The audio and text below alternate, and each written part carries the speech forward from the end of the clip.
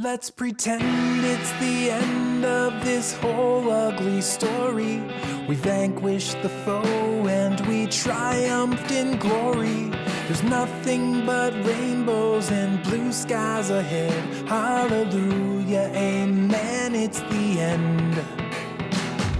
We threw off the yoke and we Welcome to all Before the Future Came, temporarily not a Star Trek podcast.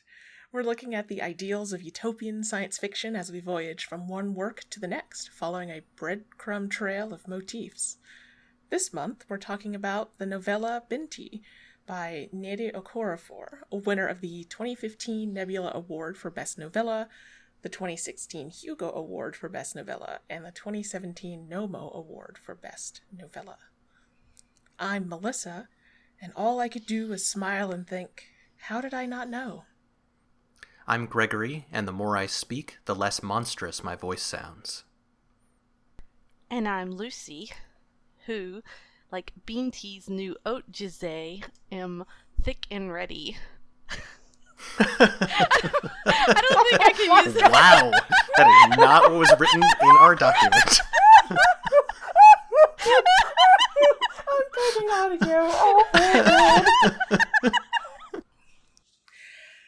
We have already recorded a general intro to the show, but in solidarity with the writers and actors who are striking in Hollywood, we're delaying the Star Trek part of our Star Trek podcast. So instead, we'll be talking about other utopian sci-fi works and what ideals we see in them, plus just stuff we find cool. At the end of each episode, we'll find out what we're discussing next time. We'll take turns picking, and each time it'll be a work that somehow relates to what we discussed this time. Since this is our first podcast episode, effectively, there's no sort of link between what we've read and any past episodes. So today, we are talking about Binti. Gregory picked it, so please give us a summary of the novella in your own words. Sure. Before I start, I want to note there's some Herero and Arabic words that are important to the book. I've done some research on pronunciation. We might get some wrong, but we'll do our best. Now, Harmonizer's Log. Stardate, the far future. Binti, a mathematically gifted 16-year-old girl from the Himba people in southwestern Africa, runs away from home after being accepted to Umza University, one of the best schools in the galaxy. She wears otrzyzey on her skin and hair, a red cosmetic made from fat and the clay of her homeland, which prompts a lot of bigotry from the Kush, an ethnically Arab group that is the dominant Earth culture in the book. She also carries an Adon, a mysterious ancient device made of unidentifiable metal. On the living ship Third Fish, she makes friends among her fellow new students, but the ship is suddenly attacked by Medusae, jellyfish-like aliens who are at war with the Kush. They murder almost everyone on board, but Binti survives because her Adon somehow makes Medusae flesh wither, killing one of them. She seals herself in her room for a few days and, as she's getting hungry, discovers that the Adon allows her to communicate with the Medusae somehow, and also makes leaves grow from her door, which is made of gold. The Medusae say that humans can only commit violence. They break down her door, but the Adon hurts them if they come close. The most bold Medusae is Okwu, who has a withered tentacle, some sort of disability. When it touches her and gets her otrzyzey on it, it seems to heal. Okwu brings her food and water and asks more questions, noting that her otrzyzey-covered plaits are like its okuoko, or tentacles. She realizes it's young, like her. Can I ask a clarifying question before you keep going? Just because I thought that, and maybe I just misread it, but I thought Okwu hurt his tentacle on Binti or Binti's godstone. I didn't realize it was already hurt. Yeah, I looked for that, but I wasn't able to tell. So one of them, the one that touches her and its tentacle shrivels up, I think ends up falling to the ground. In the cafeteria scene. Yeah, I think the one that touches her in the cafeteria dies. Yeah, it but does. Maybe that one is Okwu. I couldn't find anywhere else where Okwu actually touched her before it mentions its withered tentacle. But I'm not sure. It might not be. I got the impression that, I don't know, maybe Okwu's just young, but I got the impression that it is, that it's one of the reasons why people kind of treat it as an inferior is because it's disabled. That was my impression, but I might be wrong. So. Well, thank you. I just wanted to understand. Yeah, I'm not... I can see either reading. So, Okwu tells her that they've left the pilot alive so that they can trick Umza University into letting them land and launch a surprise attack to recover their chief's stolen stinger. She offers to give the Medusae her ochize and help negotiate a more peaceful result in exchange for her life. They take her on board their ship, where the chief insists that she put down her Adon if they're going to work together. She does so and gets stung, but recovers. The ship lands, and she goes with the Medusae to negotiate with Umza Uni. Umza Uni is a university the size of a planet, and possesses sufficiently advanced technology that they can actually make a decision at a faculty meeting. Binti makes a speech, and the university agrees to return the stinger and make amends on the condition that Okwu join Binti in attending Umza Uni. As she collapses in relief, Binti realizes that when she was stung, her hair plaits were replaced with Okuoko. She's declared a hero by all parties and takes a bit to recover from the trauma. She searches a forest at the uni for red clay and mixes a new batch of alien ochize. She's nervous that it won't be right, but it heals a burn Okwu got in class. She makes a call to her family at home. And that's the end of this story. They packed a lot in. It's a lot in this story. Yeah. Yeah. It's a short novella. It's my copy is 90 pages with not particularly small font. Yeah, it's pretty brief. I think the other two books in the trilogy are a little longer, but I don't recall. Well, we've each brought a topic for discussion. Mine is the concept of violence and empathy. So I've been listening to a podcast called The Redemption of Jar Jar Binks by Dylan Marin, in which Marin explores the internet's hatred of Jar Jar Binks when Star Wars The Phantom Menace came out in 1999. I promise I'm going somewhere with this. Marin especially focuses on the impact of all of this hate on Ahmed Best, who played Jar Jar. Marin's other podcast, Conversations with People Who Hate Me, focuses on a similar theme. He started the podcast by booking interviews with people who said hateful things to him on social media. He believes, like I do, honestly, that by talking with folks and hearing their stories, one lessens hate. Not unlike Marin, Binti offers us a spectrum with violence on one end and empathy on the other. Movement from violence toward empathy means less harm. Okwu hates Binti and is ready to murder her until he learns her story. And she fears the Medusas until she can speak their language. Once they know each other's stories, it's a short journey to them becoming friends, which is wild when you think about the way the initial scene with the Medusas is described, with Binti covered in the blood of the boy she had started to love. Yeah, that scene is incredibly vivid. Like, yeah. It's really suddenly really gory. Yeah, it's quite violent, right? And yeah. And I think, and I have more thoughts about this, but I think it has a lot of like that sensory imagery with the smells and the food being described and the tastes, and then that like carnage kind of that happens. So when you really think about the short amount of time that happens between this massacre that happens on the third fish and then Binti and Okwu becoming school chums, like I would say that spectrum of violence and empathy is what marks Binti as a utopian text. Other types of futures in science fiction imagine villains as being motivated by self-interest, power, capital, etc. Binti suggests that there aren't villains. There are just people who haven't scooted far enough on the empathy spectrum yet. I think that's a real sort of idealism that marks this text as being utopian, even though maybe there are aspects of it that you would say are not utopian. Yeah, I guess I was thinking of the utopianism as, like, strictly, like, there is a political entity in this story, which is a utopia, which is Umza Uni. Like, they're this multicultural, incredibly generous, they're, you know, a university that has someone's body part on display in a museum, and when the person comes and is like, that's my body part, you need to give it to me, they're like, oh, sure, yeah, we're sorry, we didn't realize. Like, that just doesn't happen in our world, and that's utopian. But yeah, also there's just a utopian worldview of the idea that, like, you can forgive someone for such a massacre. Yeah, I mean, it's amazing when you think about it. And I've been listening to that podcast and hearing how once people start listening to each other, I mean, you really do hear that movement. You know, it's a real thing. You can see it, and there's other contexts for it too. But I do think it's interesting that you don't see it all that often in texts. You know, you often do have a villain. There's, or at least sort of a villainous culture. And I think what does strike me about Binti is that sort of idealism about people.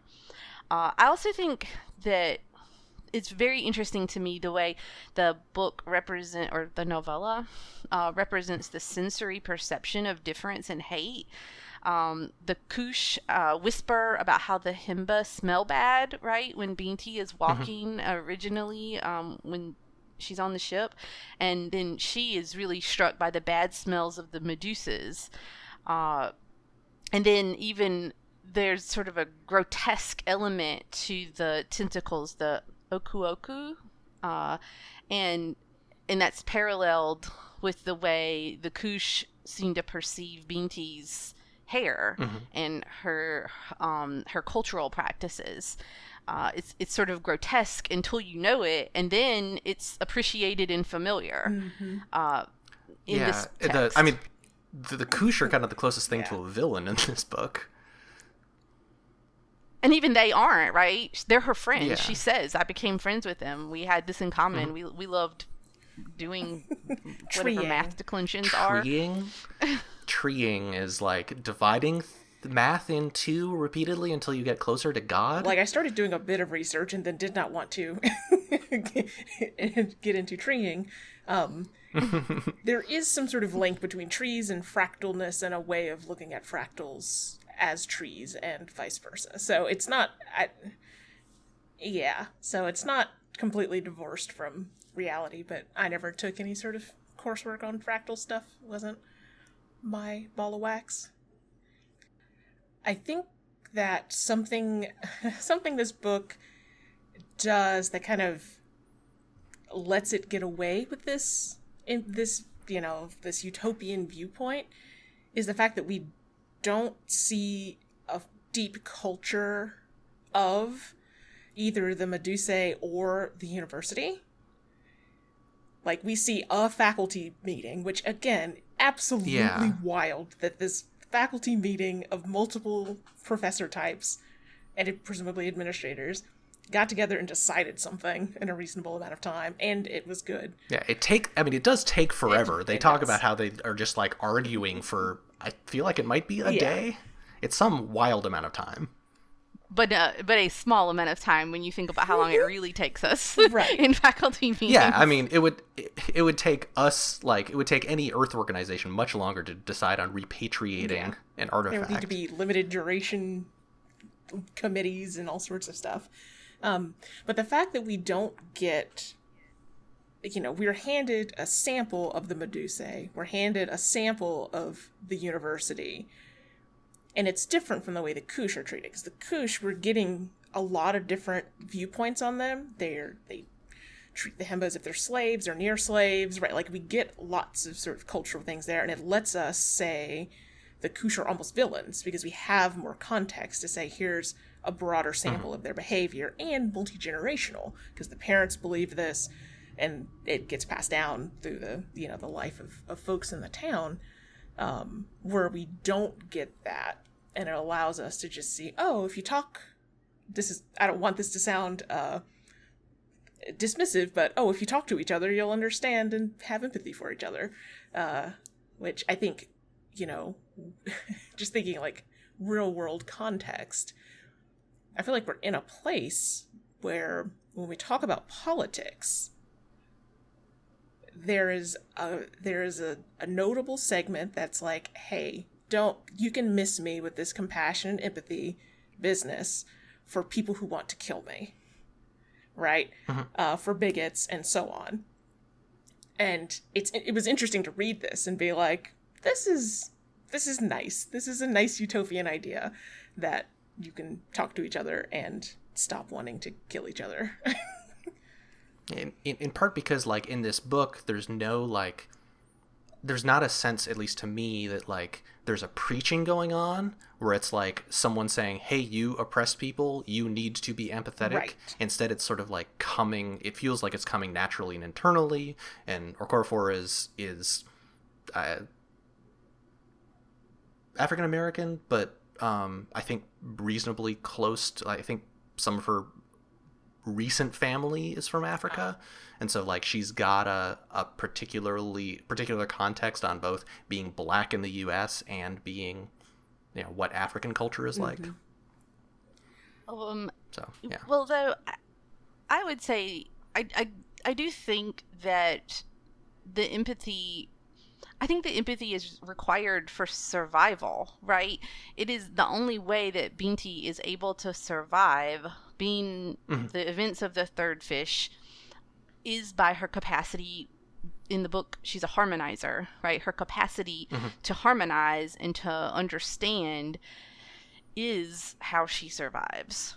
So we're going to talk about that later. Well, it's good, but I just think that it's different than just empathy naturally bubbling up. It is crucial to her survival for her to gain that empathy. It's a deliberate practice that she has practiced. Yeah, exactly. Right. She is a harmonizer and she's real good at it and has worked at it, and her dad was one before her. And it's, you know, her blend of cultural perspectives and experience that leads her to be able to do that work, because it is work. And I think the novella successfully represents it as work, too. But it is under duress. I think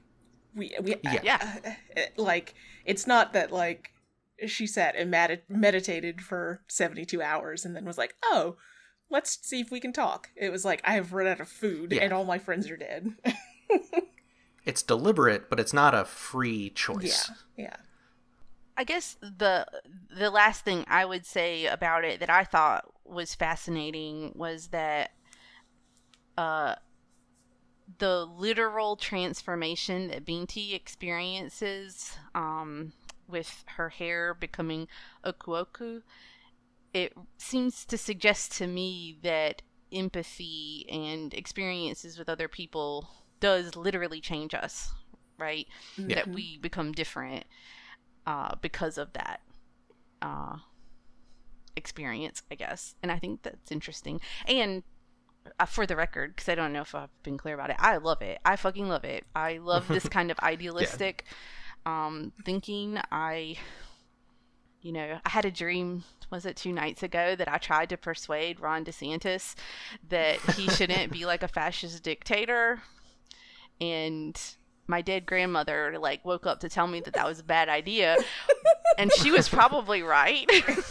But I did call my mom just to let her know about it as well. So, oh my goodness. It's a nice thing to imagine, and it's a cool thing to have, like, shown in fiction as an aspirational thing, even if it's not practical in everyday life. Yeah, I mean, always. I was bringing that up to say that I do feel like Melissa was saying before, like, I feel that is a very real tension in my life, you know, that I try really hard to empathize with all kinds of people. But then, you know, when you hear about some of the things happening right now, it is really difficult. It is, although my brain, something's wrong with me, and somehow I can imagine being on a train with Ron DeSantis and thinking I'm going to talk to this person, like, that is not, like, that's not real, right? Because he's not probably on this spectrum of violence and empathy. I mean, maybe I'm wrong, but I don't know. I mean, I think that I think I have to hold multiple truths on this in my head. I have to be the person who is interested in and invested in things like nonviolent communication. but also a person who understands that it is less productive in a conversation about Ron DeSantis to be like, we should just love him into not hating people, right? Mm-hmm. Like, those are two things that are true. And I want the world to be the sort of world where we can all have frameworks for having difficult conversations and meeting people and having certain kinds of conflict in healthy ways. And this is partially probably a lack of my own knowledge and education, but how do you make that writ large? Like, how do you, make that scale? I don't know. And I think that's kind of a tough space and a fun one to play in, a good one to play in. Just to be fair to my brain, I didn't try to love Ron DeSantis into changing. No. I tried to logic and rational. I had a book of 51 maps depicting the power structures of the states. In 50 blood. states plus 4 in blood. So it wasn't love, it was logic and rationality. So This is true. I don't know that would work either, though. Probably not. So, speaking of rationality, I've got a thing that I want to discuss, which is just like what actually happens in this book. Like, this book has just straight up magic in it. Yep. It is solidly sci-fi, but there are things that happen that are both technological things, which I'll talk about later, I think, in our 10 forward section. There's like technological things that are magical, but also like the ochize heals Medusae flesh, and it's not a chemical process, right? Like she takes clay and fat from her homeland, and it heals injured Medusae, and it doesn't heal humans. It's not a healing mud. It's not a healing cosmetic.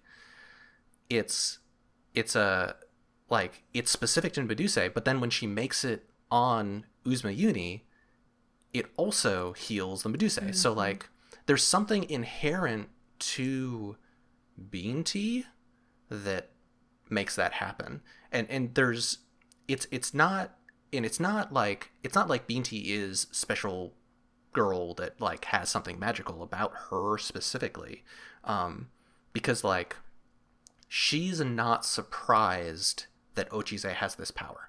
And she's used to like she can harmonize. She seems to be able to make electricity appear by doing math. Yes. Like the Adon, she doesn't understand the abilities of the Adon, but she's not surprised that when the like weird blue lines come from the Adon and go through this golden door, which is a good what's the line? It's a good conductor and a waist to have as the door frame. But it's not a good electrical conductor. Gold was an information conductor, and its mathematical signals were stronger than anything. So like she knows that she can do math and like cause electricity to come into being, and this is just a thing that people know how to do in this universe. But also and when that electricity hits the door, it causes leaves to grow, and I think those are literal leaves. That was my impression. Yeah. It just literal like, and that's not a surprise. That's not unexpected. I thought she was a little. She was like, oh, huh, leaves have grown. Yeah, but it's not like, how could that possibly be true? The ship is a living being too, right? Yeah. Like the third fish is alive. Yeah, it's got big old air bladders that contain a bunch of plants to provide the oxygen for the journey, and it's like the first time Binti has ever been in humid air is in one of those air bladders. But like, what do y'all think? Is the like how does the Ochize heal the Medusae? I'm going to give a too rational answer, which is that we don't know because we don't have enough data. We know that she made these two batches of Ochize. We don't know if a batch her father made would also have the same effect. It could. There could be something about the creation, especially from someone who can make informational currents, right? There's all sorts of things happening, and processes involved that are not described, and presumably just things that one does, that we don't see laid out. So I don't know that we can say whether it's her specifically or not. Yeah. I think I could give a sort of science fiction explanation, which has something to do with math. That, like, if you could just do enough math, you can, like, make sense of it. It's kind of like the Matrix. I felt like was kind of where it was reminded me with the way she talked about math and harmonizing, is being able to sort of make reality make sense in a different way, kind of Matrixy like. So I could think of it like that, but my textual evidence for an alternate reading, maybe a more magical reading, would be the line when she says, I think she says it directly to Oku, I may have it highlighted, but she says, "I can't give that to him, it's my culture." When she's talking about it, right? And so to her, that suggests that it doesn't represent a sort of rational mathematical matrixy process, but instead is something about her, herself and her experience and her background that is able to heal, maybe because she is a special magical girl. Because she is the only one of her people who's gone to space, right, to go to this university. So, I mean, she is special and unique and different, and I think the story of the book is about that. So, I don't know. Yeah. There's a part where she says, this is kind of a throwaway line that says that she knows how to do both soft equations and hard equations, and that the hard equations can do more than the soft ones somehow. And I've read the full trilogy, and I won't go into too much detail, but the Adon is revealed to be alien technology. So the Adon is not a magical thing, like from our perspective as sci-fi readers.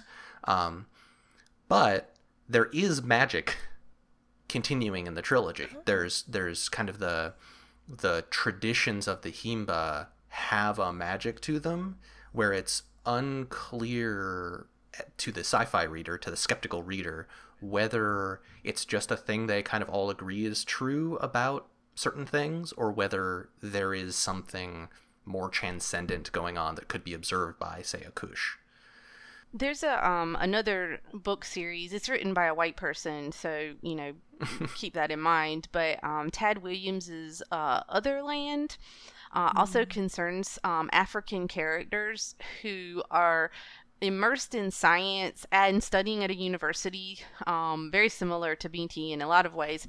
And one of the characters is from sort of a more, and they're from a more our version of Earth future. And one of the characters is, though, from a place similar to where Binti is from. And the book explores that sort of tension between science and belief, and these sort of cultural beliefs about the dreamland that those characters have to reckon with. And I saw some similarities to that in Binti too.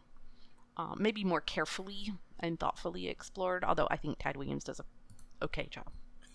Yeah, I think it's interesting that often people approach sci-fi, and especially Star Trek, which we're not talking about, from a perspective of, like, everything has to make sense and there needs to be a motivation behind everything, which is often applied weirdly selectively, right? It's like, if you can do technobabble, if you can put a technological name on something, then it suddenly becomes okay, right? Like, you could imagine a version of this book where when she initially makes ochize, she's like, and we mixed in the nanoparticles that we've been putting in our ochize for the past 200 years, and then you'd be like, oh, well, they're the nanoparticles healed them. But the book specifically doesn't do that, even though that's exactly the same, right? Saying the clay of my homeland versus nanoparticles, those are exactly as explanatory. But we're just not used to sci-fi, stories with spaceships and aliens just being like, yeah, it's magic. The closest we get in big popular stuff is like the Force from Star Wars, which is sort of feels psionic or psychic in a way that makes it more acceptable. And maybe in a way, this way of thinking that we see in Binti is more helpful. It's more generative, because a spiritualism that makes space for things we just don't fucking know, right? Things that are unknown to us is more real and right, because we actually don't know. We don't know that much about how the universe works. There's so much that's unknown to us, and so a way of thinking that embraces our limitations and all of the things that we're sort of guessing about gravity, really. Good guesses, maybe, but we don't totally get it. Guesses that have worked out so far. Exactly. But yeah. So I think that it's really very Western to argue that we have these facts that we know, and this is unchallengeable, right? And I think maybe books like this, make a little bit more space for a different kind of knowing that is more inclusive. And I would say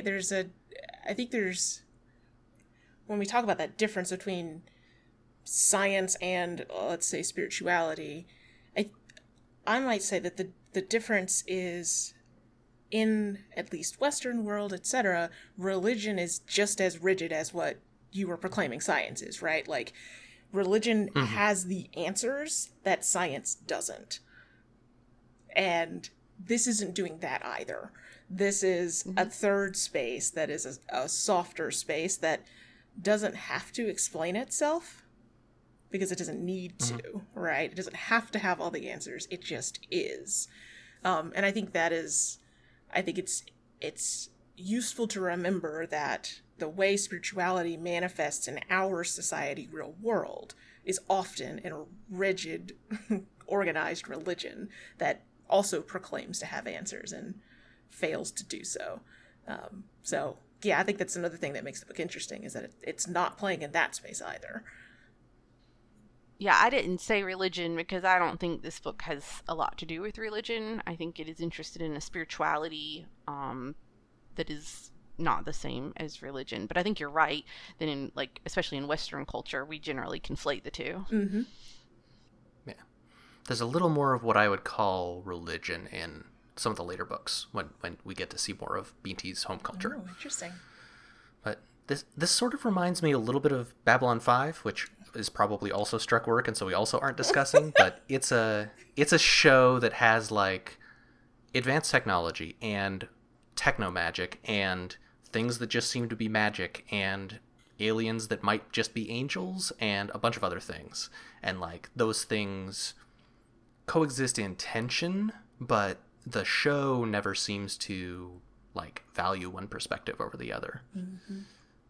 I'm 100% confident that wherever he is, Bruce Boxleitner is supporting this strike, so I think it's okay to have a brief reference to Babylon 5. And J. Michael Straczynski better be. Boy, he would disappoint me if he wasn't. Yeah, so I want to talk about how well this book handles someone being alienated, being ostracized through, I would say, like every inch of her skin and being, and still finding a way through. And I guess I assume people can tell things by voices, but I'm a Black woman. I'm a queer Black woman. And I also can't help but think about my own educational transitions in reading this story. So I went to college at a very small engineering school that had about 1,800 people. There were 40 Black people, of which I was one of them, in the entire school, all years. And I was in computer science, instead of where a lot of the femme folks were at the college were in the hard sciences, like biology, chemistry, like not the engineerings necessarily.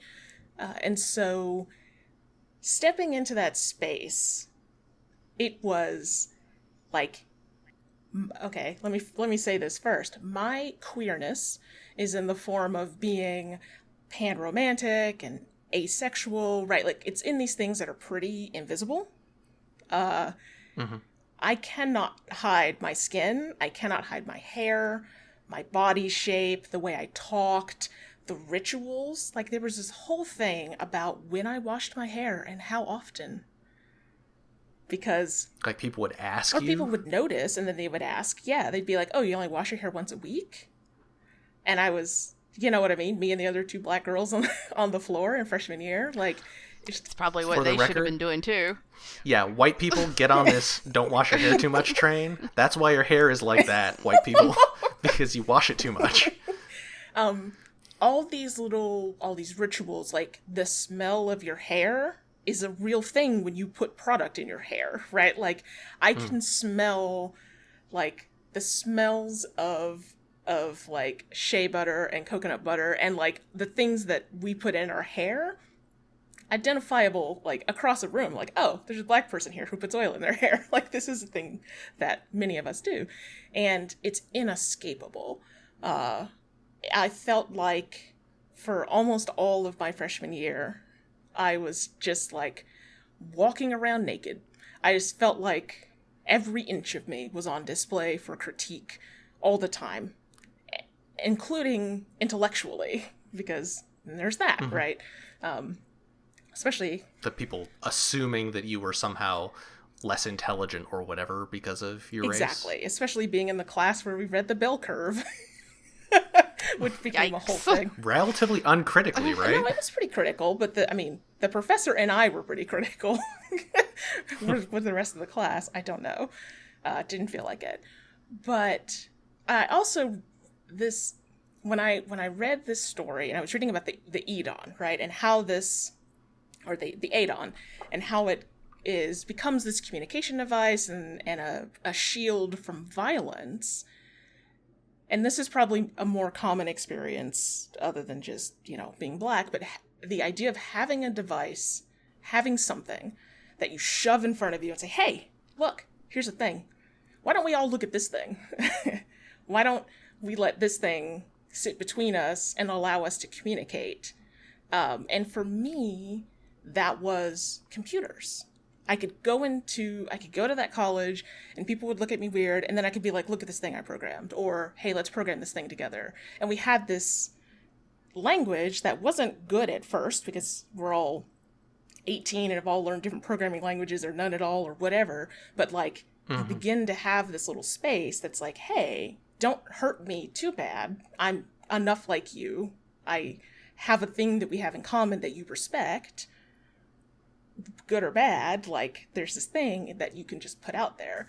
And so computers, comp sci, and this is cross-cultural too, like beyond, sometimes when I meet, I don't know, folks out in the wild and other circumstances, there's some of this friction too. Like, you go to a LARP or a role-playing group or something like this, and you're like, yikes. So that's where I think it's probably also more common, but that just really resonated with me. And also the ways in which this softens as I've gotten older, where I do have that. Like, if I start a new job or, move into a new space, I definitely still have like, oh, hey, we're here to do a thing. Hey, here's a thing. But I have much less fear. I'm much more comfortable knowing that people are going to look at me and put me in a bunch of different boxes.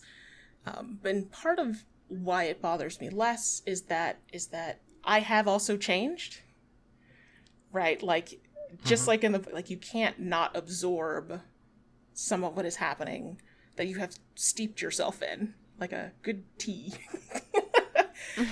It changes you. It does change you physically. It changes the way you talk. It changes, the ways in which I can mode switch now are different than they were 10 years ago, and way different than they were 20 years ago. And so it's all very material. It's all very physical and very real, and it's inescapable when it is your skin. The scene where she describes how a bunch of them washed off all the... that's a beautiful scene. Yeah, so they all go to a lake or something like that, and they all... Yeah, this is a flashback to her childhood. Yeah, and they wash off all their ojize and look at themselves, and they're like, oh god, we're naked.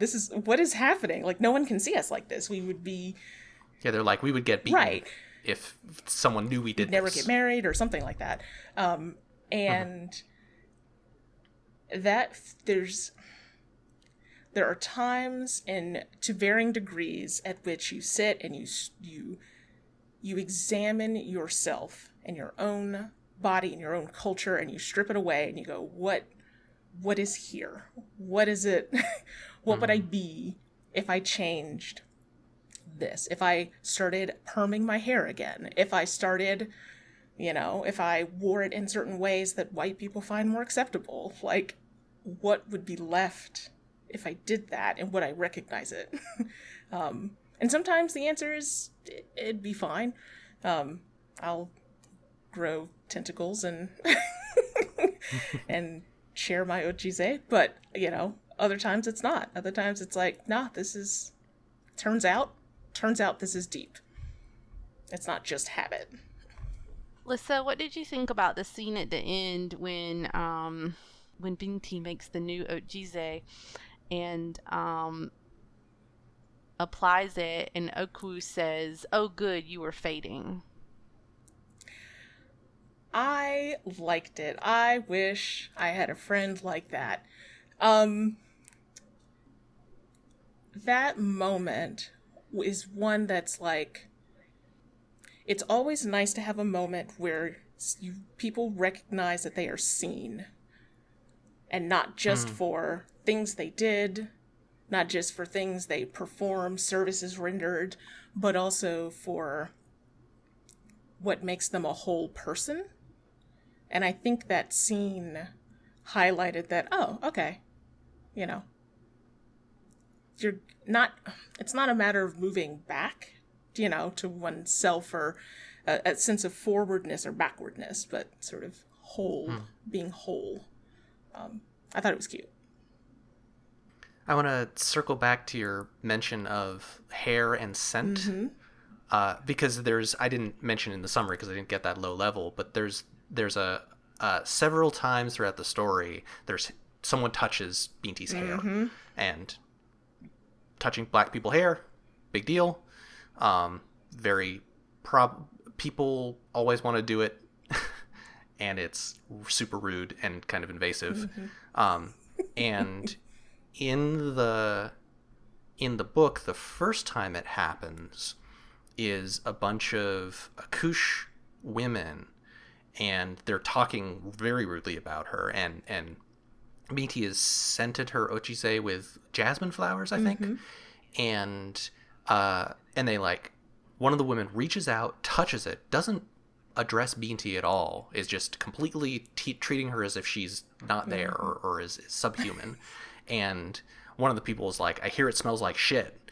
And the woman's like, it actually kind of smells like flowers. I'm weird. Looks like shit, though. And it's like this, utter disregard for her personhood is very contrasted against, the first words we hear, I think, from the Medusae are you were shameful.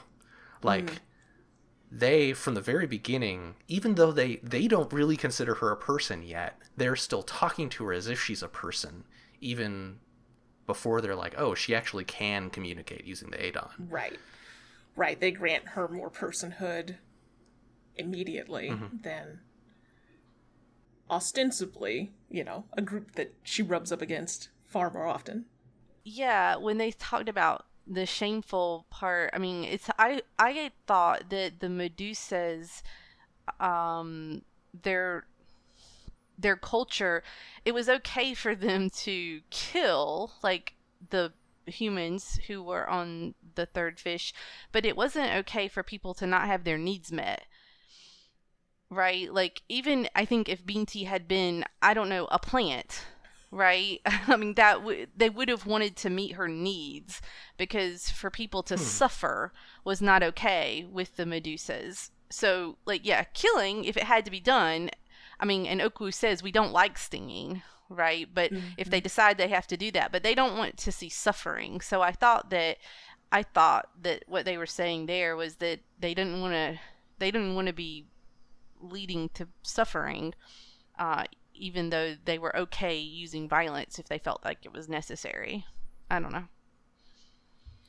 Yeah, there was not really any negotiation over the food and water, right? They were like, what do you need? She was like, food and water. And they were like, cool beans. Yeah. Yeah, and she's not really like, they didn't have to do that, right? They could have just left her in there. Yeah. And it's not just like, Oku clearly takes a liking to her, but you don't get the impression that it is kind of sneaking her food. Right. It's just kind of like, it's fine for it to hang out with her. I thought that's what they were saying. I'll have to try and find that part. It was not okay for them. That part of their culture was, it was not okay with them for her to suffer. Yes. They would be fine killing her, but not for her to be hungry. Yes, they say, girl, you will die, the voice said slowly. Soon. I heard more voices, but they were too low to understand. Suffering is against the way. Let us end you. Yeah. That is obviously, as you can tell from the sentence structure there, early in the ability to sort of translate and understand what's happening. But suffering is against the way. Well, there turned out to be more kinship, I think, between the Medusas and the Himba, right, cultures than maybe some of the other cultures that we get tertiarily touched on in the course of the novella. Yeah. Oh, quick pronoun note. I think we've all been doing great. The book consistently refers to Oku as it, even after Oku is a friend with her. But on the very last page... Oh, really? Oku gets one he. There's one previous to that, too. Okay. I actually looked at it multiple times because I couldn't figure out if it was a typo. Yeah, right? But then it reoccurs at the end, so I don't know. I've been saying he because I don't like to assume error. Yeah, what was it the first time? Oh, I'll have to find it real quick. Hold on. Because the last instance is, he held up an Oku Oko. Show it to me tomorrow, I said doubtfully. Tomorrow will be the same, it said. Yep.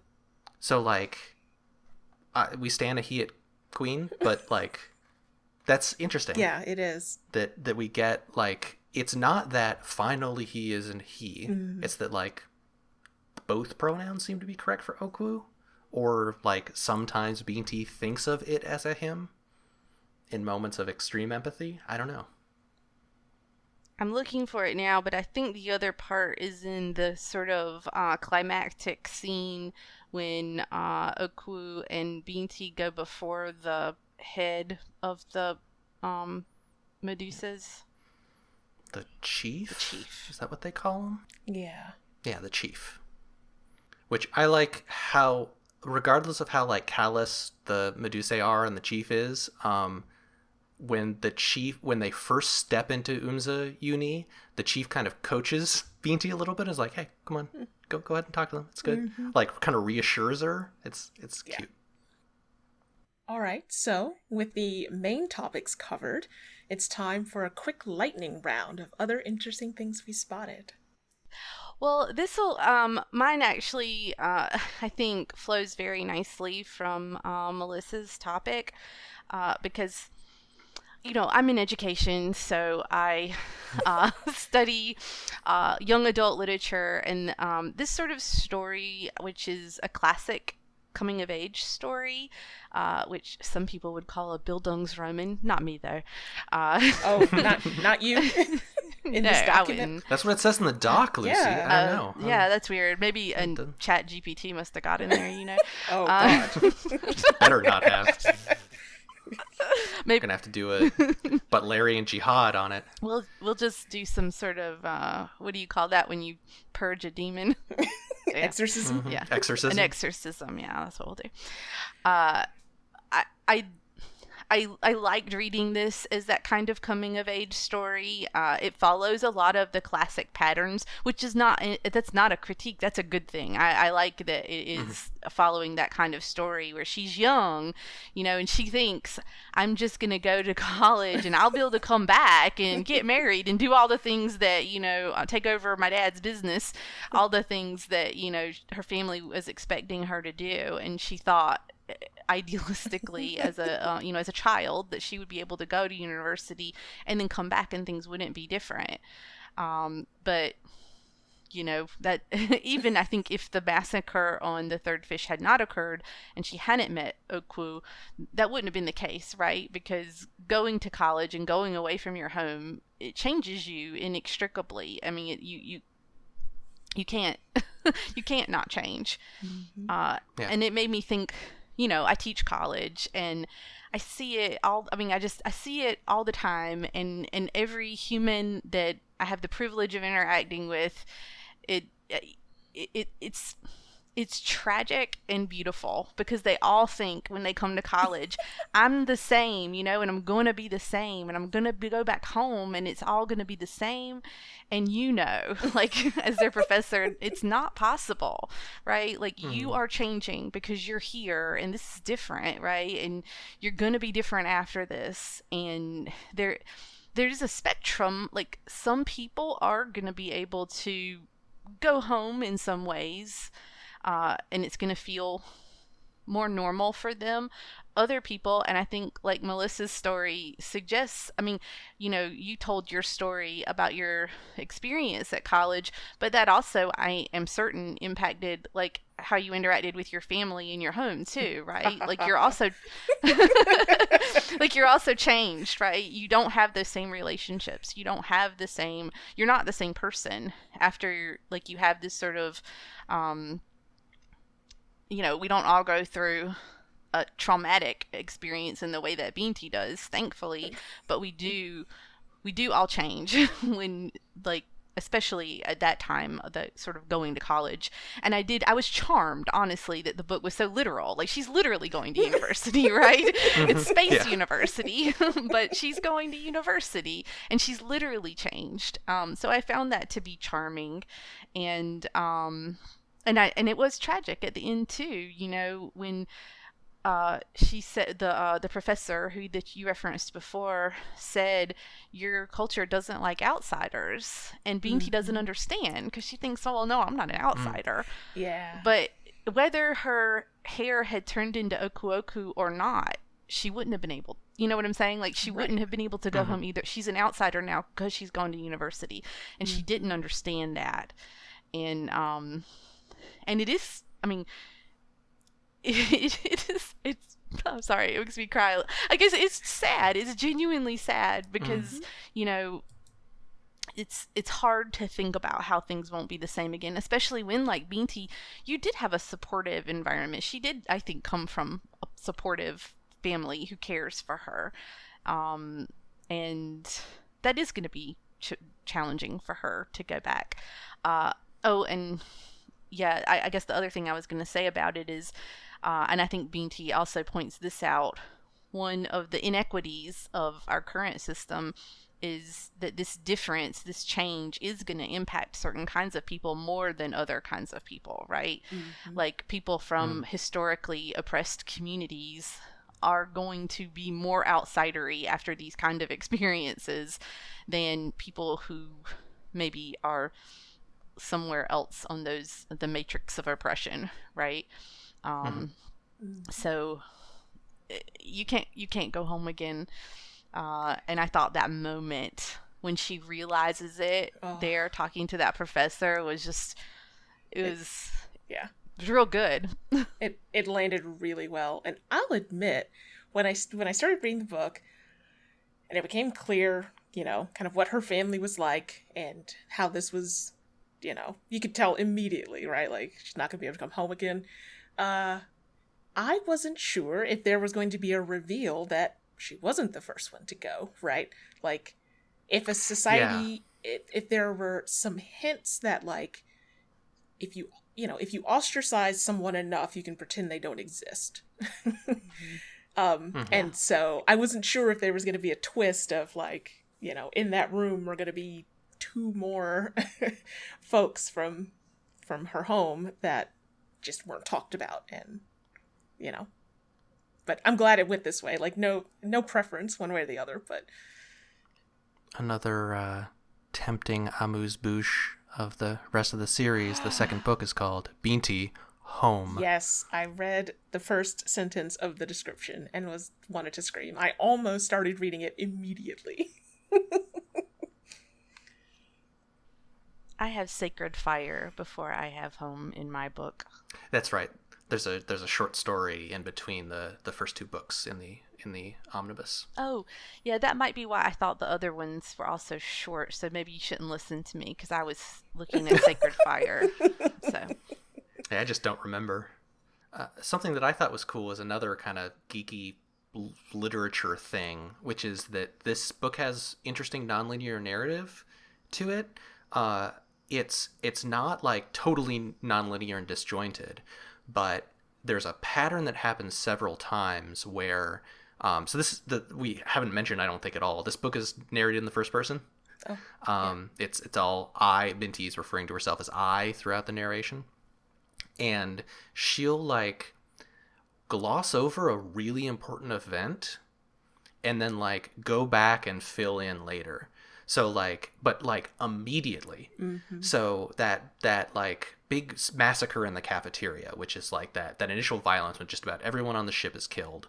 I don't think we even ever meet the pilot. No. I don't think we see how the pilot turned out after all this. Presumably had maybe a worse time of it than Binti. Probably not okay.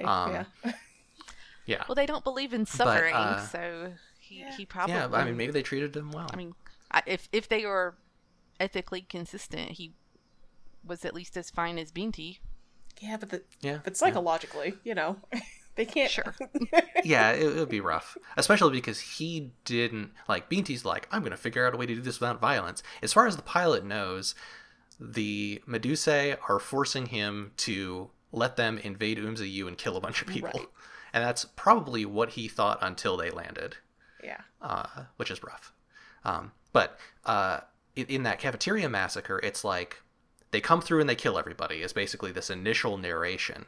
And then like she's confronting the Medusae. Yeah, she's confronting the Medusae, and the Adon protects her.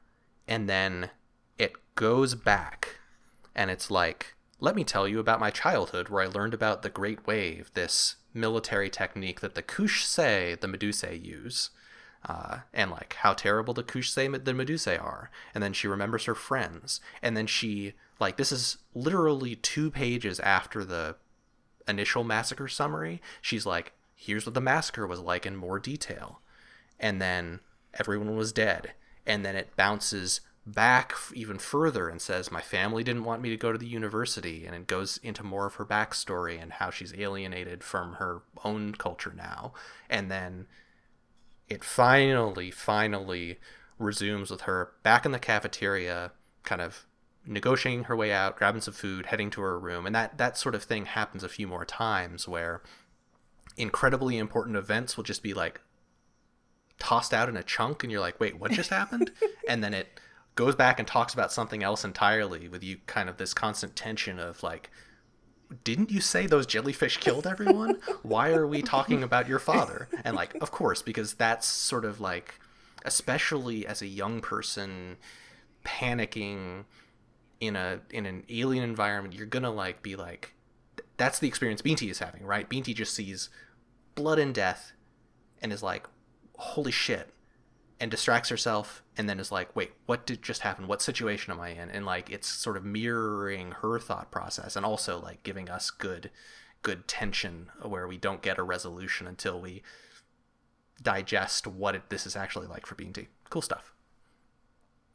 I really like the non-linearity of it. I think a first-person narrative is often more successful when you can have some of that. I mean, this is not stream of consciousness, but it's got some of those elements of stream of consciousness because that's how brains work.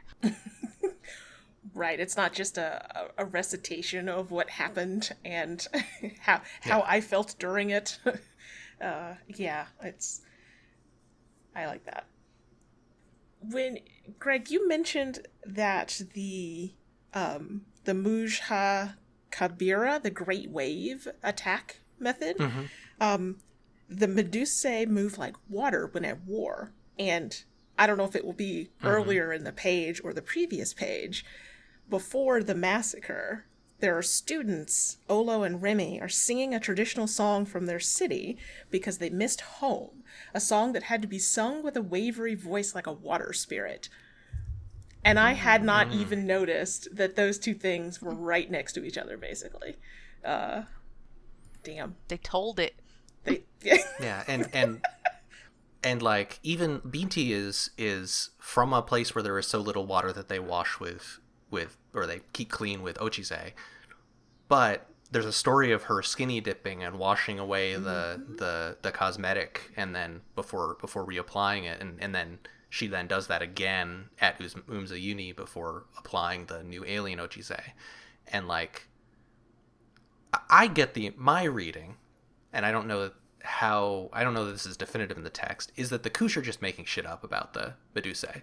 Like, they move like a wave, like it's a way of depersonalizing them to say, oh, well, they're just jellyfish.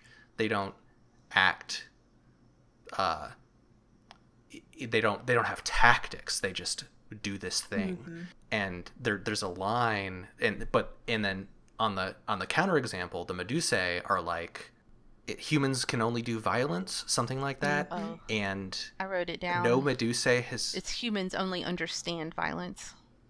Yes, and no Medusae has ever spoken to a human except long ago. And there's this implication that the Kush are kind of the gatekeepers of Earth. And so the Medusae have only ever interacted with the Kush, who are this like more hegemonic, more hierarchical, more interested in normalcy. They consider the Himba to be other than. They teach they indoctrinate their kids about how awful the Medusae are. And like, the people at Umza Uni they're like, oh, hey, you talked to some Medusae, good for you. They're not like, holy shit, the Medusae are intelligent. They seem to disregard you get the vibe that kind of nobody in the universe thinks the Kush are cool. Everyone's like, those guys are kind of jerks. Or that they're provincial. Yeah. I just found the part where they used he pronouns early on. It's when they go before the chief, like I thought. Tell the girl to sit up, the chief said. Binti, Okwu said his voice was hard, flat. Get up. It's kind of both in moments of intimacy, I guess. In that, yeah. I don't know. It was weird to me too. So my lightning round, as quick as this lightning round has been, is related to the nonlinear narrative in the sense of, like, I thought it was really interesting in how stories are being retold for different audiences. And so we see it in the micro, in that sort of processing of retelling a series of events to herself, and to a certain degree of sort of processing. We see a repackaging of this whole narrative to the university. We see a repackaging of self and of story of self to the Medusae, right? Like, there's these little repackagings. There's a retelling of culture, repackaging of all of this stuff that I think is interesting and is, I think, part of the sort of coming of age narrative, right, is to, like, very actively what you are doing as a young person in these stories is relearning what you have lived to a certain extent. And then also, as her world is broadening, the story means something. You mean something different. You omit parts that people aren't going to care about, or you tell too many parts and people are like, why did you tell me all this? And so I just found it interesting to see the way she's moving through time and learning how to tell these stories as she's not learning a new language, really, but communicating with a different type of being who has very different interests and priorities than hers. So, yeah, that's all. One specific example of that I think I remember is that I think we get the discovery of the Adon story 3 different times, I think. Yep. I think we get a narration to us, the reader, of how she found it. And then, like, it's very brief to the Medusae, and then I feel like it's even briefer to the professor that's going to do research on it. Maybe that's just summarized in narration, and so we just don't get the full story. But I think we get those 3 times. There might also be one... She might explain it again to the chief. I thought she explained it to the students, too. She explains it to the ones that come to her room? Yeah, and she also does it to the customs people. Oh, right. Like the people at the spaceport, she's like, oh, it's a ceremonial object. That's that cop that... that was a moment. Even though she knows it's not. Right. Like, she thinks of it as, she might not necessarily know it's alien technology, but she knows it's Godstone. Godstone. And says that it is said to have come from the sky. Which she knows that aliens exist, so she knows that that's like, yeah, could be spirits, could be aliens, I don't know. She knows that's a possibility, at least. I was looking for and going to describe the scene with the cop, but I'm not sure. Because there's the person who reads the astrolabe perfectly. It's got to be after that. Oh, yeah, I was wrong. Oh, yeah, by the way, phones are called astrolabes in this universe. You say phone. I don't think I believe that's a phone. I mean, it's a phone tricorder. It's a little handheld electronic device that lets you make calls. But it's also sort of a passport, right? And it's got all your identity information on it, but it also has it doesn't just have your identity information on it. It has your history and your future in it. Mm-hmm. Yeah, just like my phone's got my calendar in it. My phone's got... No, that's not what that means. It is more significant than that.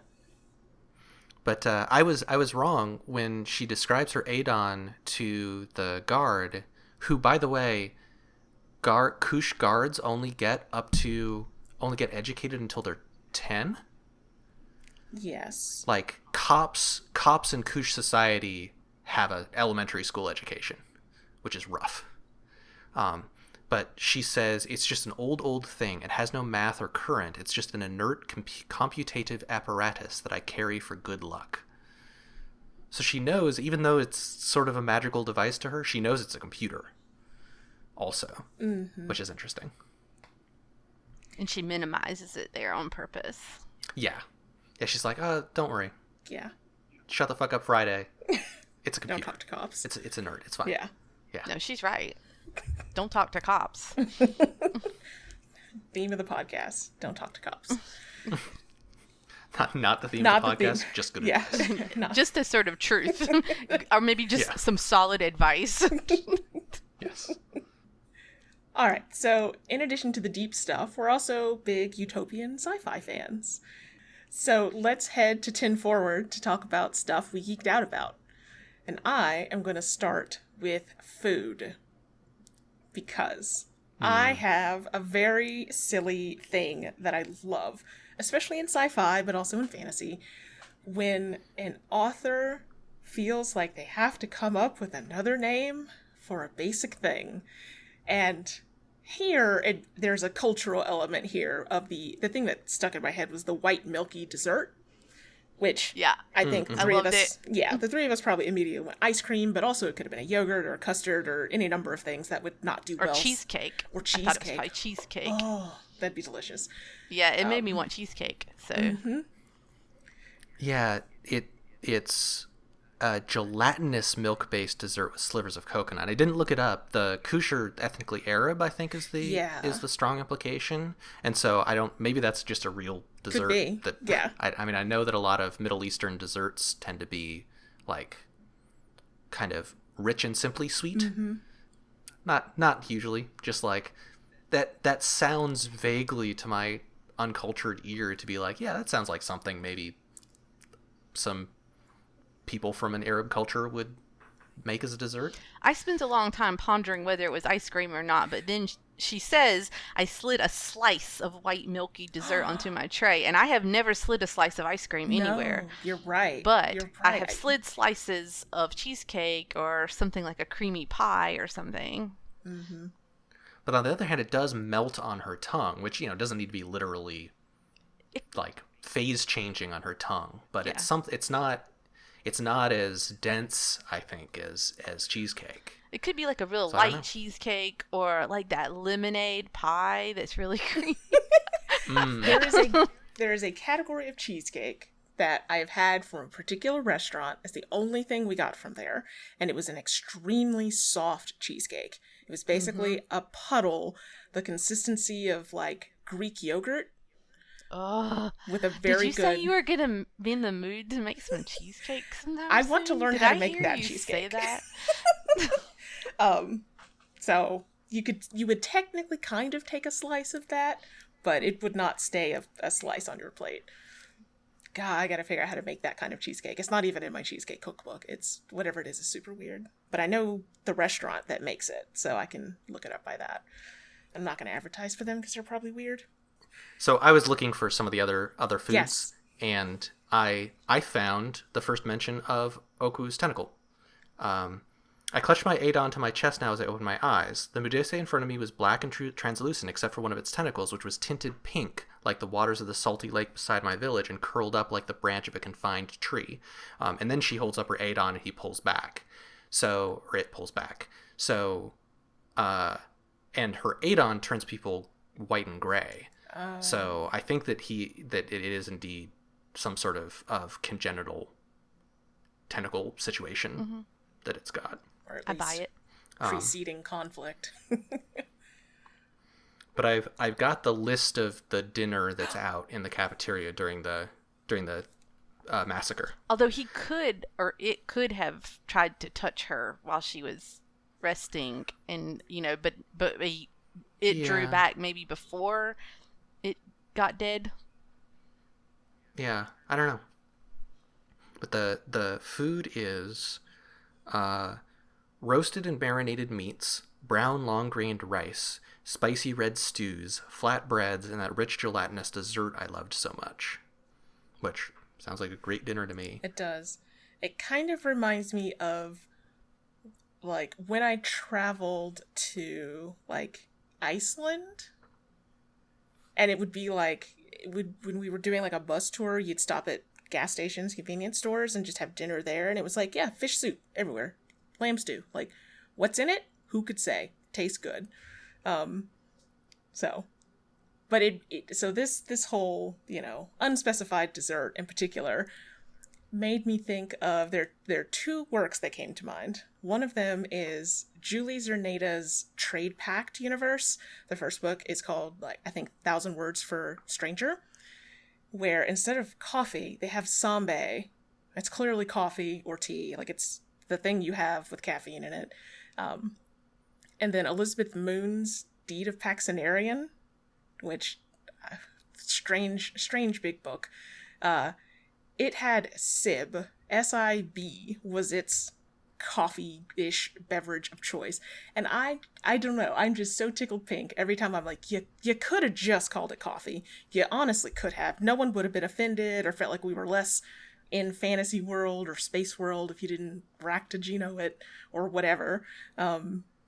So anyway, I love that sort of thing. It making the sort of very common thing slightly alien and strange and foreign, without going so far as like to indulge in a weird exoticism. I think this is, I don't know, just tickles me pink. I also loved that scene and had already had it highlighted because it was, I mean, I liked the book and I liked Binti, but I knew in this part we were good because this is the part where she heaps the chicken wings and the turkey leg and the 3 steaks of beef and the bread and the oranges and the bladders of water. And then I slid a slice of white milky dessert on my tray. I did not know its name, but it was easily the most wonderful thing I'd ever tasted. Each bite would fuel my mental well-being, and if I were going to survive, I'd need that especially. And I was like, so girl, you get your dessert. Nobody's judging you. No, family you is do not not here. have to rationalize this. It's good. Loved it. Did y'all note down the smoked fish? So the meal that Oku brings her Yes. is smoked fish. And it describes the fish as the color of the couche, which is interesting to me. And when she gets on board, she asks, this is all in flashback, all that nonlinear stuff. She asks the chefs what their killing process is for the fish, and they're like, don't worry, we killed it humanely, which apparently is a thing the Himba care about, but the couche don't. Mm-hmm.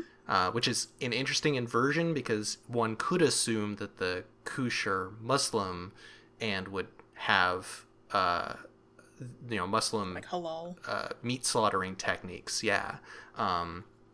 But they're like, for her, they make sure to kill the fish humanely, but they're not as good at removing the bones as the Himba are. The Himba have a mathematical process for identifying where all the bones in every fish are to remove them without disturbing the body.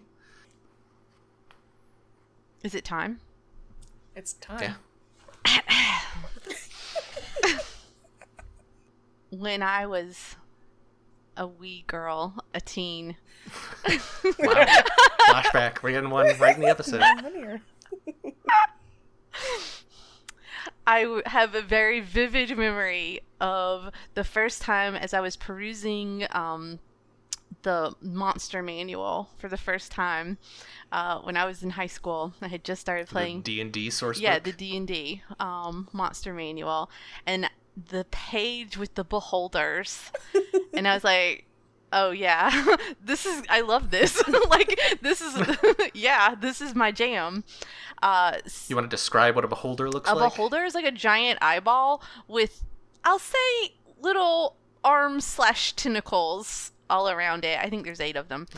Could be 12. They're like eye stalks, right? Like they're tentacles with an eye on the end of each one? Yeah, well, I mean, most, like, earth jellyfish or cephalopods have some kind of sensory device element on the end of their tentacles, which is, also true in Binti.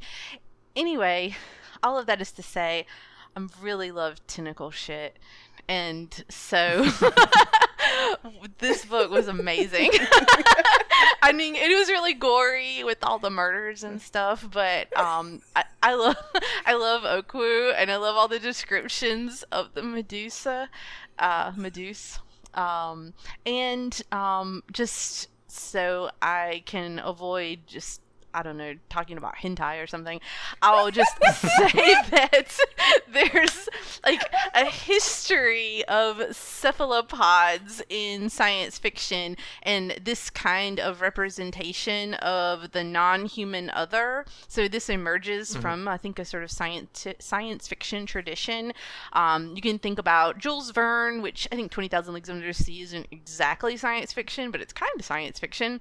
H.G. Wells, they also had, in fact, I think they may use the word Medusa in describing the aliens in War of the Worlds. Then there's, H.P. Lovecraft is racist as hell, but Cthulhu, I think, figures into our cultural imagination, and it's because there's tentacles. And then, even in more modern representations, my favorite movie, which I'm sure is struck, is Arrival, which is also about cephalopods that are that non-human other. So I think there's just I think tentacles are perfect. They in science fiction like represent a body shape that is non-human. It's very noticeably and distinctively non-human, but also is very sensory focused. In Binti, you see the way I think she says they smell with their tentacles. They see her through smell, through their tentacles. They also can use them violently, which we see in the massacre scene. And they're really just swell. So I loved I loved the tentacles.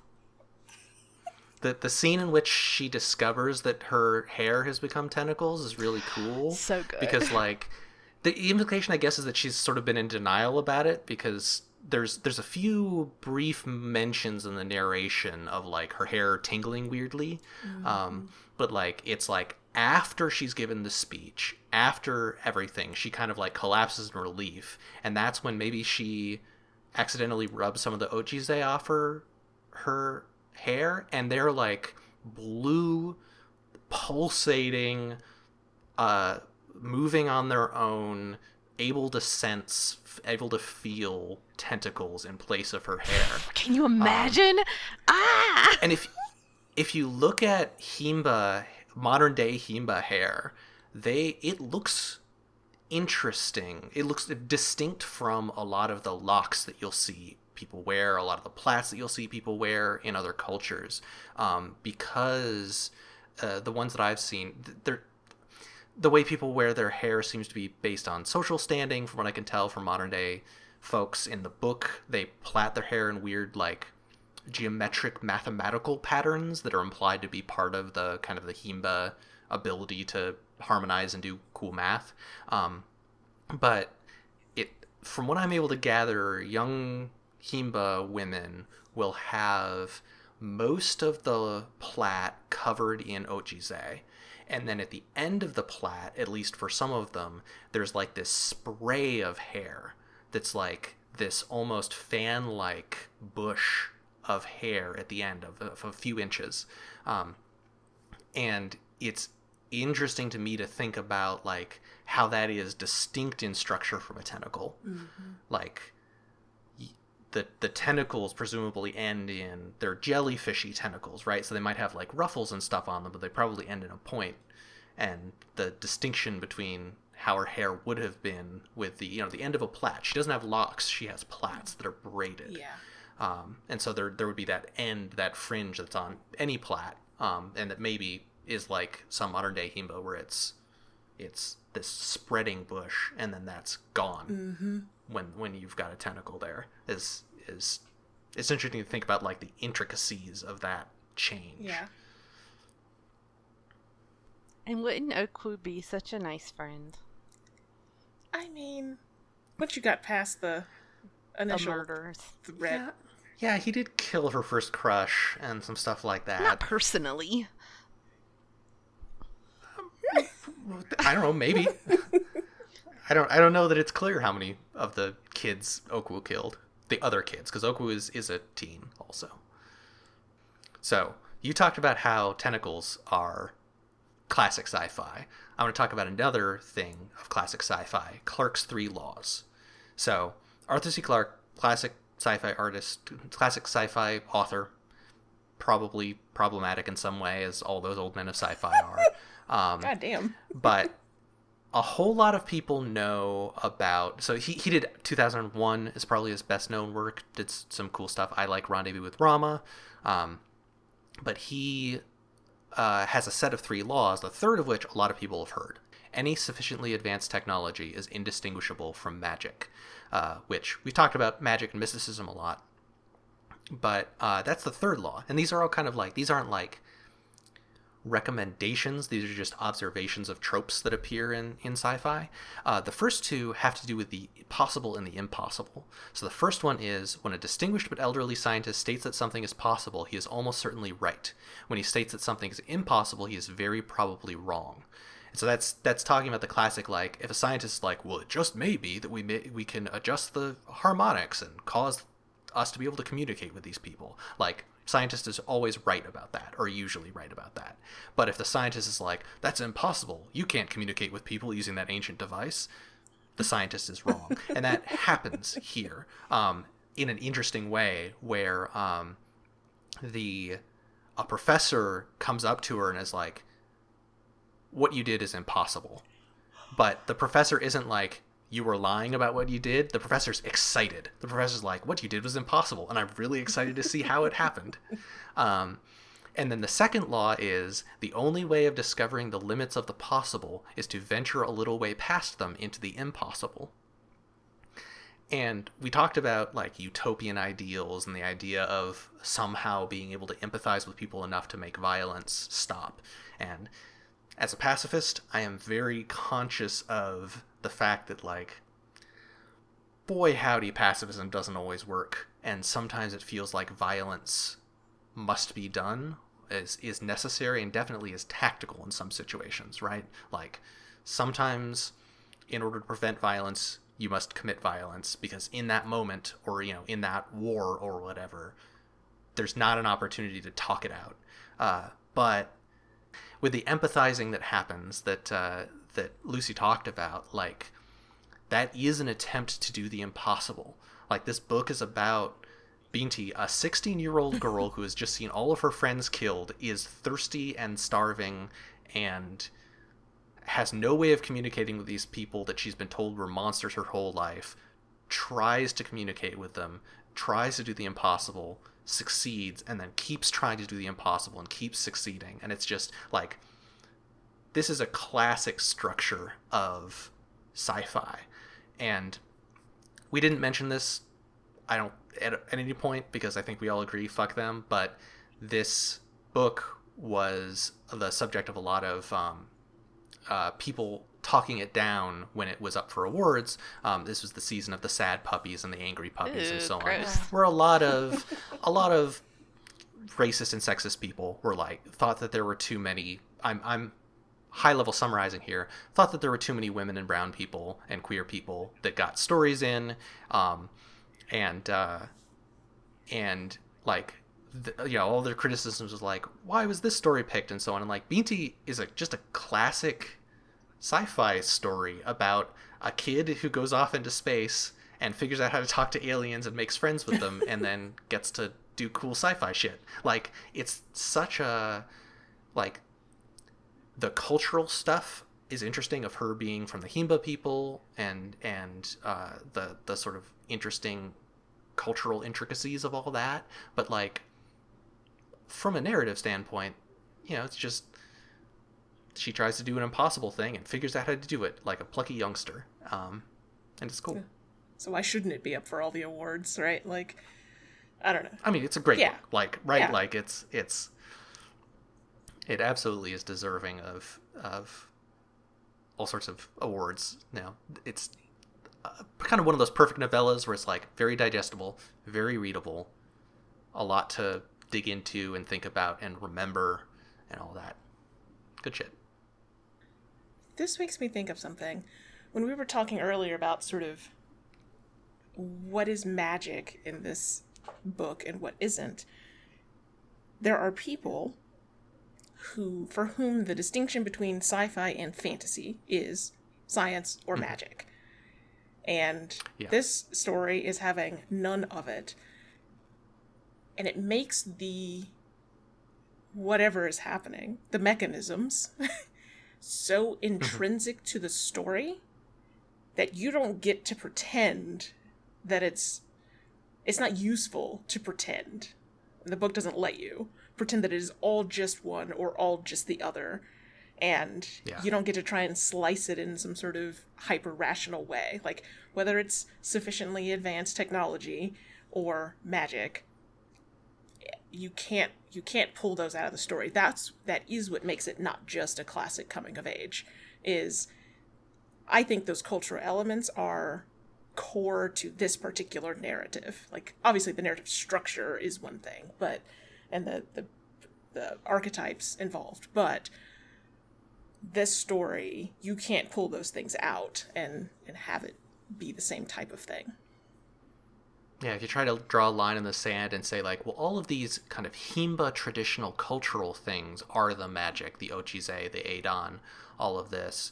But then you're confronted with the fact that, like, she's on a spaceship with a bunch of teens, and they all seem to be able to do hard equations that make electricity happen. Right.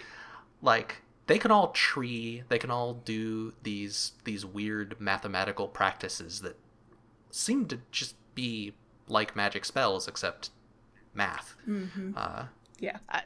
I'm sorry, I don't... That's what math is, right? I assume. I mean, yeah, from a certain point of view, yeah. Get the incantation right, and... Understanding the fundamental mysteries of the universe. Mm-hmm. I mean, Pythagoras certainly thought so. Like, math has only recently become not a universally mystical practice. I'm a literature professor, just wanted to make that clear. Yes. We got 2 computer scientists and a literature professor, and we all think math is magic. So, that's Binti. You want to take us away, Lucy? So, what we're going to do is at the end of each episode, we're going to pick the next thing that we are watching or reading based on a connection to what we talked about today. So, that's me. And I had a very difficult time with this. This has been 48 hours of lots of turnarounds and reversals. And we were gonna read a 250-page novel, but I've changed that. That's not too bad. We could have done that. Yeah. Well, I mean, okay, well, I could still change. But I think I'm decided. So I was really interested in Binti about how people had to change in order to survive. I think Binti did, Oku did, like cultures do, people do. And I think a thing about this book that is fascinating is that relationship between language and thought. Yeah, like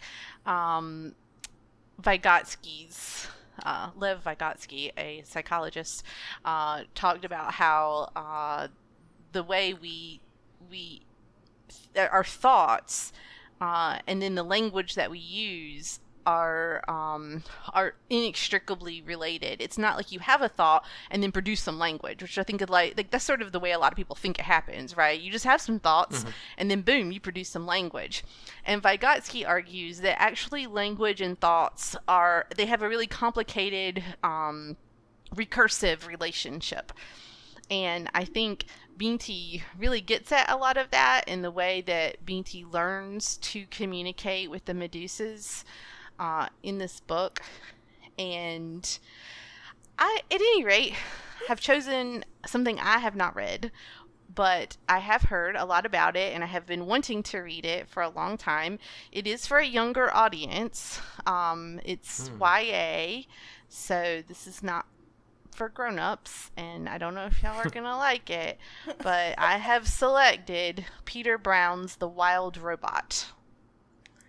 Interesting. Ooh. I don't think I've heard Yeah, of I it. haven't either. I'm going to check it out. Well, yeah.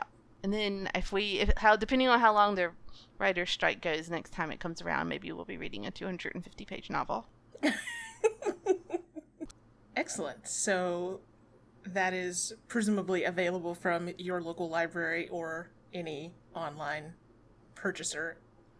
If you can get it, because the kids love it, so you're going to have to probably get in line. Virtual line. The virtual line. So, yes, next time, that would be October, we will be discussing The Wild Robot on Before the Future Came. Unless the strike ends? Yeah, if the strike somehow ends super quick, we might not. We'll play it by ear. You'll hear on this feed. Yeah, we do have a Star Trek episode recorded. It will sit until it is appropriate to publish. So you can find links in our show notes over at beforethefuture.space. If you have any questions, comments, concerns, you can comment there or write to us at onscreen@beforethefuture.space. I'm Lucy Arnold, and I sometimes blog at intertextualities.com. I'm Gregory Avery Weir, and you can find me at ludusnovus.net or on co-host, which I post to more often, at cohost.org/GAW. And I am Melissa Avery Weir, and I live at urson.net and on Mastodon at melissa@urson.life.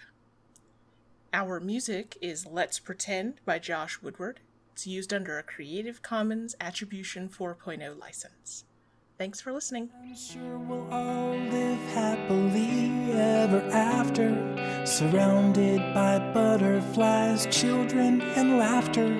It's a fairy tale story, so let's just pretend. Hallelujah, amen, it's the end. Happily ever after the end.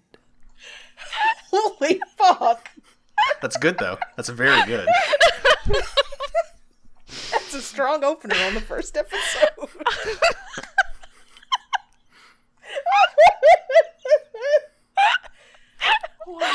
Coming in, smeared up, tentacles out.